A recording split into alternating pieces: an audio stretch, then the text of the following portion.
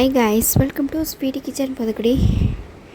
மலேசியாவில் ஃபேமஸான கூவே எப்படி செய்கிறதுன்னு பார்க்கலாம். மரவள்ளிக்கிழங்கு பவுடர், மரவள்ளிக்கிழங்கு அரைச்சி கூட நீங்கள் யூஸ் பண்ணிக்கலாம்.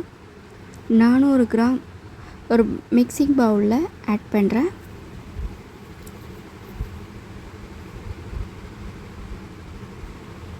ரெண்டு முட்டை ஆட் பண்ணியிருக்கேன்.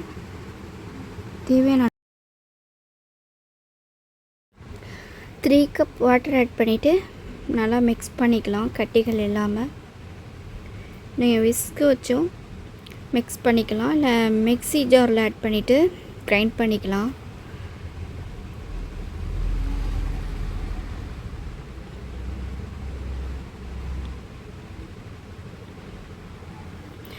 Coconut milk powder 100 gram add பண்ணுறேன். கோகோனட் மில்க் கூட ஆட் பண்ணிக்கலாம்.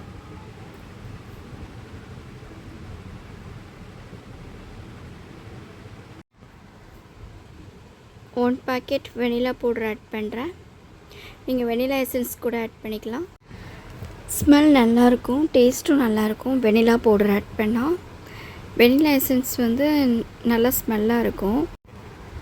இதுதான் நான் ஆட் பண்ண vanilla powder box. Foster Clarks பிராண்டில் கிடைக்கும். சுகர் ஒரு 3/4 கப் ஆட் பண்ணிவிட்டு எக்ஸ்ட்ரா 1 கப் வாட்டர் ஆட் பண்ணுறேன். வாட்டர் ஆட் பண்ணிவிட்டு கைகளால் நல்லா மிக்ஸ் பண்ணிக்கலாம், இல்லைனா ஸ்பட்டுலாவால் மிக்ஸ் பண்ணிக்கலாம். அது இல்லைனா மிக்சியில் ஆட் பண்ணிவிட்டு கிரைண்ட் பண்ணிக்கலாம். ரொம்ப ஈஸியான மெத்தட். நார்மலாக நம்ம மரவள்ளிக்கிழங்கை அரைச்சி அந்த மாதிரி ப்ரிப்பேர் பண்ணோம்னா ரொம்ப ஈஸியாக இருக்கும். வாட்டர் இன்னும் கொஞ்சம் ஆட் பண்ணிவிட்டு மிக்ஸ் பண்ணிக்கலாம்.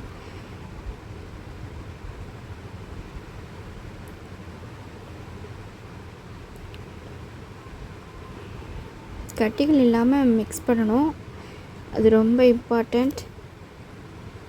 பாருங்க, நம்ம ஓரளவுக்கு நல்லா மிக்ஸ் பண்ணியாச்சு.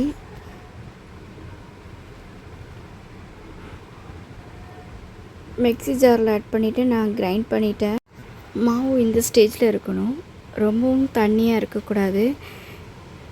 அந்த மாவை 2 பவுலில் பிரித்து தனித்தனியாக எடுத்து வச்சுருக்கேன்.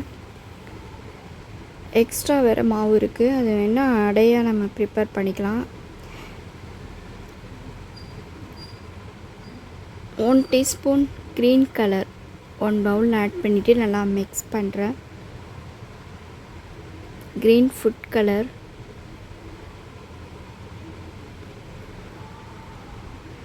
இது எல்லோ ஃபுட் கலர் 2வது பவுலில் இதையும் ஆட் பண்ணிவிட்டு நல்லா மிக்ஸ் பண்ணி வச்சுருக்கேன். கலர்ஃபுல்லாக இருக்குது. மலேசியாவில் இப்படி தான் ட்ரை பண்ணுவாங்க. ஸ்டவ் ஆன் பண்ணிவிட்டு ஹை ஃப்ளேமில் வச்சுக்கோங்க. வாட்டர் நல்லா கொதிக்கட்டும். ஸ்டீம் பாத்திரம் அது மேலே ஆட் பண்ணிவிட்டு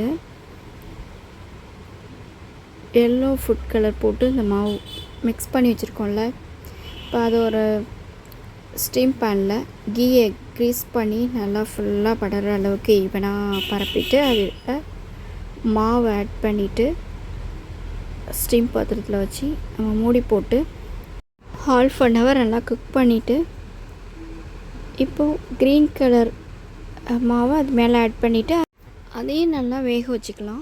மலேசியாவில் ரொம்பவே ஃபேமஸான ஸ்வீட், ரொம்ப டேஸ்ட்டாக இருக்கும். ட்ரை பண்ணி பாருங்கள்.